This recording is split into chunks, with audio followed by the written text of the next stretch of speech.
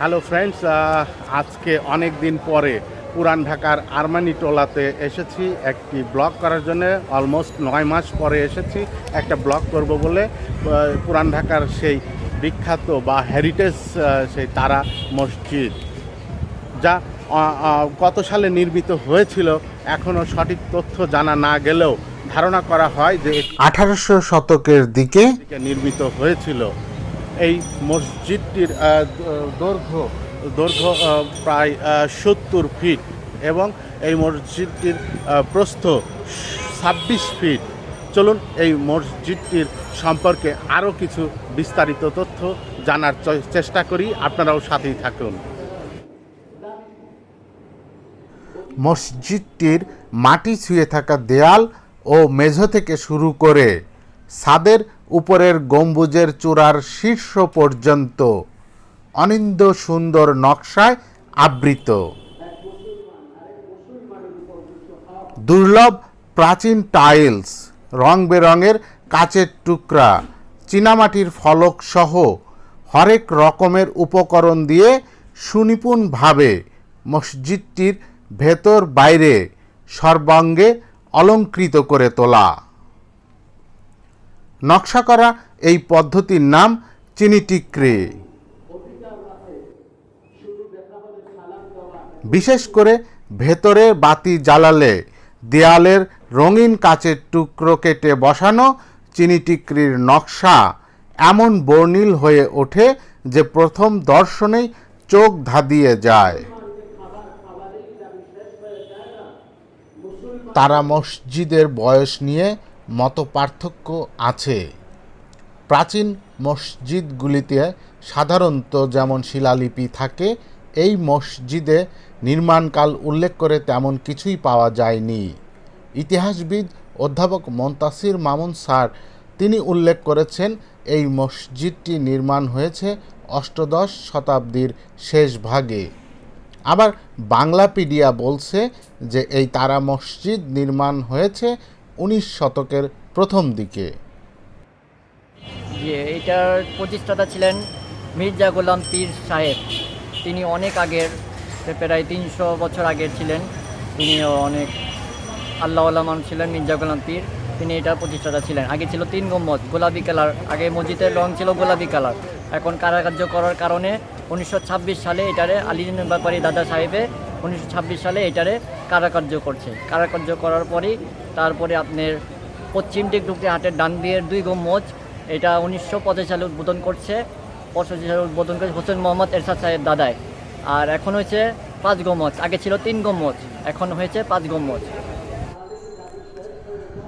তারা মসজিদের নির্মাতা ছিলেন ধনাঢ্য জমিদার মির্জা গোলাম পীর বা মির্জা আহমেদ জান।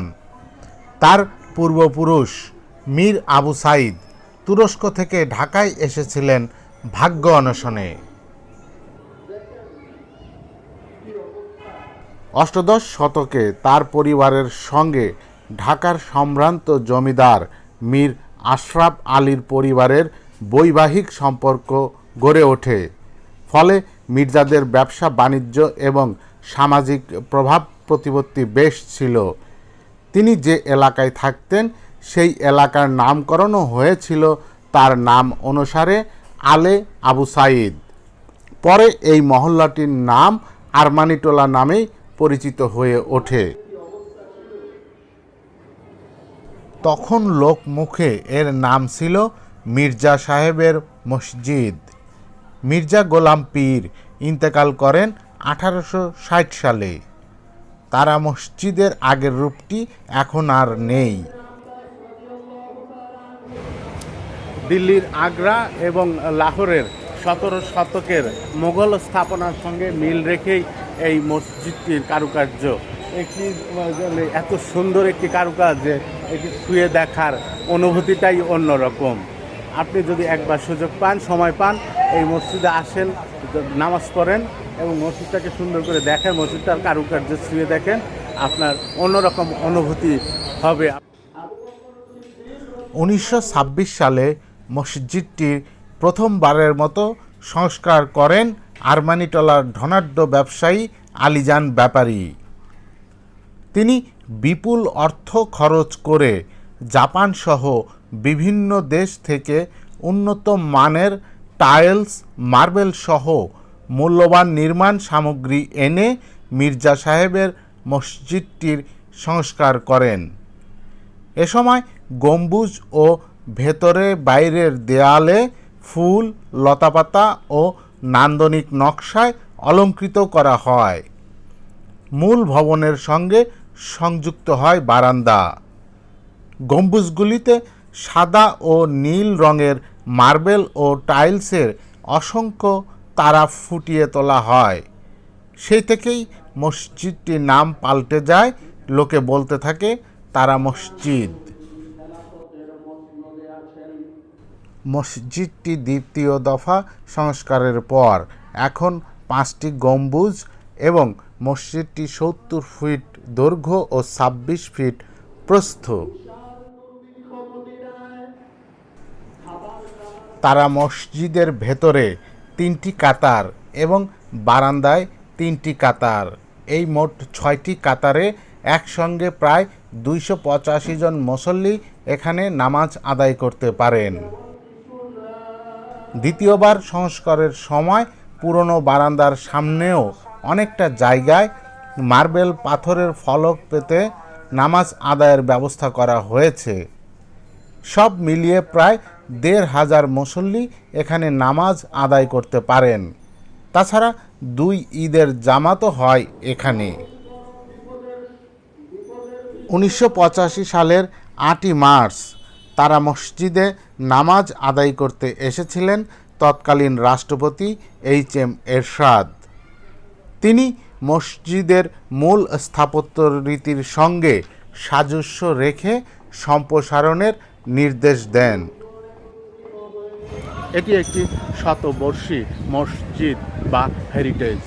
এখানে নামাজ আদায় করলে মনটা অনেক প্রফুল্ল হয়, মনটা অনেক ভালো লাগে। এখানে অনেক মানুষ, অলমোস্ট 200 বছরে অনেক মানুষ নামাজ আদায় করেছেন, এখনও নামাজ আদায় করেন অনেক মানুষ। তাদের মধ্যে সরকারি কর্মকর্তা কর্মচারী আছেন, ব্যবসায়ী আছেন, রাজনীতিবিদ আছেন। তো এরকম একটি হেরিটেজ বা এরকম শতবর্ষী মসজিদে নামাজ পড়ার পর আপনি কিভাবে গিয়ে ঘুষ খান, আপনি কিভাবে গিয়ে মজুদদারি করেন, আপনি কিভাবে গিয়ে মিথ্যা কথা বলেন, আপনি কিভাবে গিয়ে সুদের ব্যবসা করেন, এই সব করা যাবে না এই মসজিদে নামাজ পড়লে।